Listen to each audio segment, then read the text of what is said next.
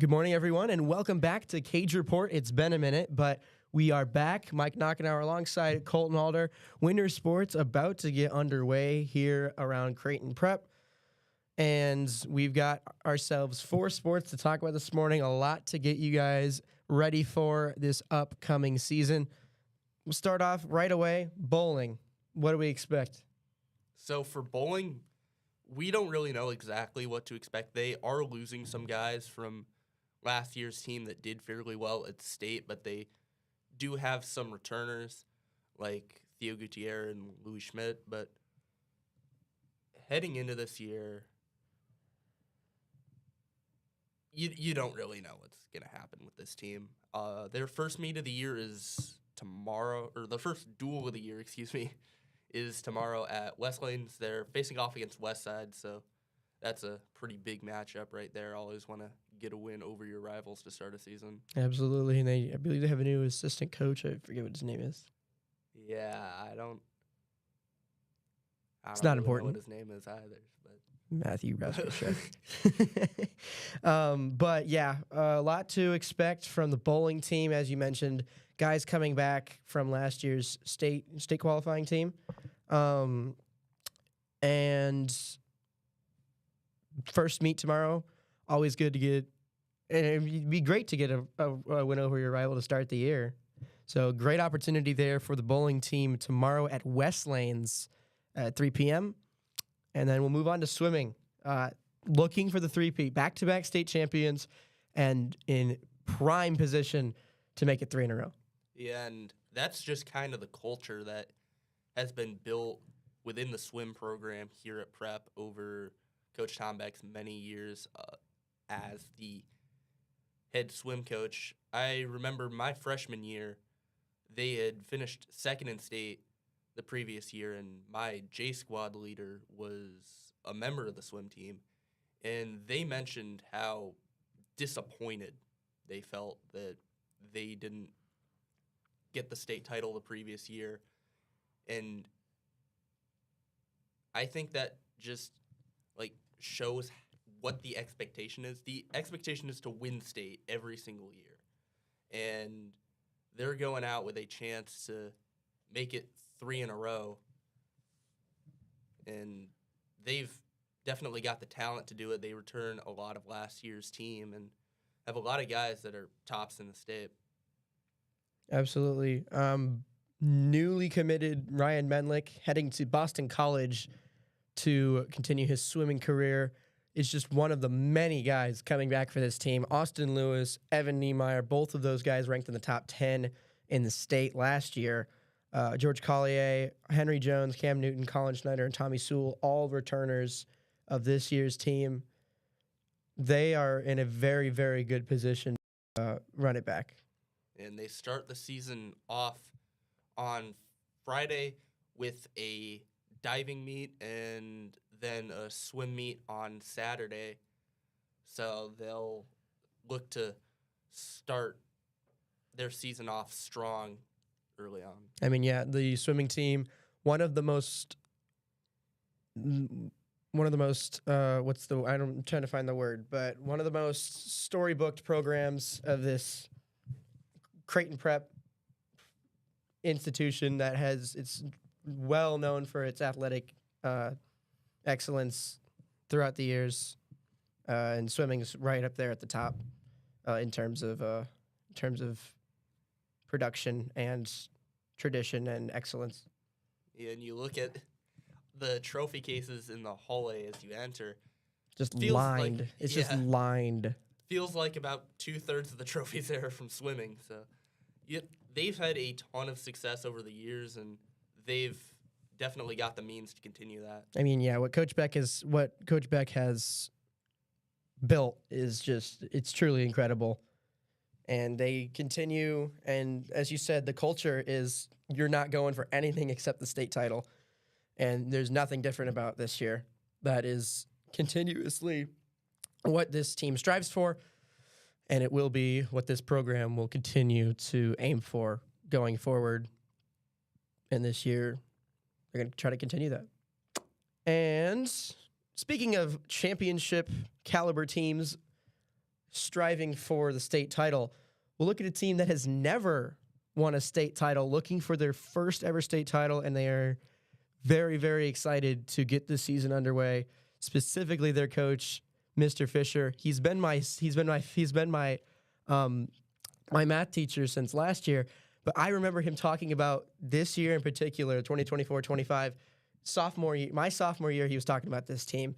He's been so excited to get to this point that wrestling is right now, and he's finally got it. He's got the guys that he feels is enough, and the guys that are prepared and willing enough to get this team over the hump and finally get themselves their first state title. And this team's got a ton of talent, a lot of it really young talent from guys who are sophomores and younger, like Cole Caniglia, Cruiser Dominguez, JT Smith. A lot of those guys have really stepped up early on in their wrestling careers, and a lot of them have state experience from last year. 8 of the 10 main guys they have on their roster participated in state last year. So they've really built that foundation for contending for a state title this year, and the mood is very eager for this year. As you mentioned, a lot of guys on this team are very excited. Very, very excited to get the year going. And one of obviously the top returner, Adonis Bonner, newly signed signee of California Baptists. He's returning after his state title win last year. What do you feel in terms of him leading this team? What do you feel is the mood heading into the season? Obviously, we said they're very eager. Coach Fisher is beyond excited for what he has and what is expected and what is upcoming. What do you feel has, like, throughout the school, have you felt anything in particular about this team, specifically the leadership? I think in terms of the leadership, a lot of the young guys are definitely getting some good lessons and motivation from those top older guys. Of course, Adonis being the senior leader of this team, one of the best wrestlers for his weight class at this age, not just in the state, but in the entire nation. I think having a guy like that at the top of your roster really gives that motivation to a lot of the guys on the team, like, hey, you can really make a big impact. You can be great at this.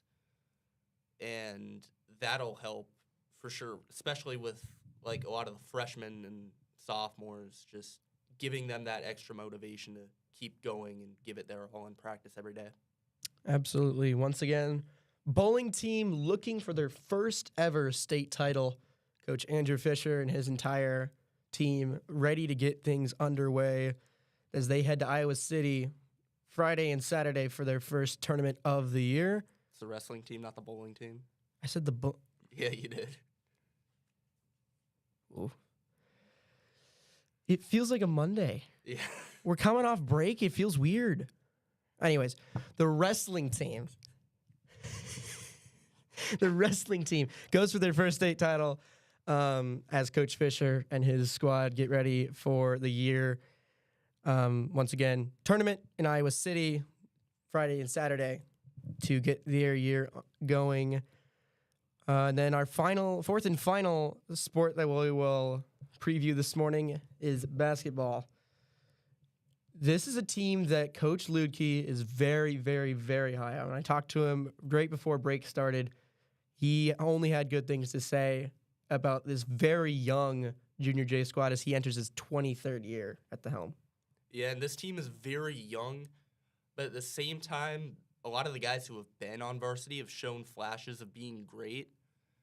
Trinell Parker obviously is going to be the leader of this team as the big man and the top player from his previous varsity experience, but guys like Torrin Carter-Brown, who steps into his junior year, and Max Jungers, who is really good over the summer for Luxembourg in the FIBA U16 tournament.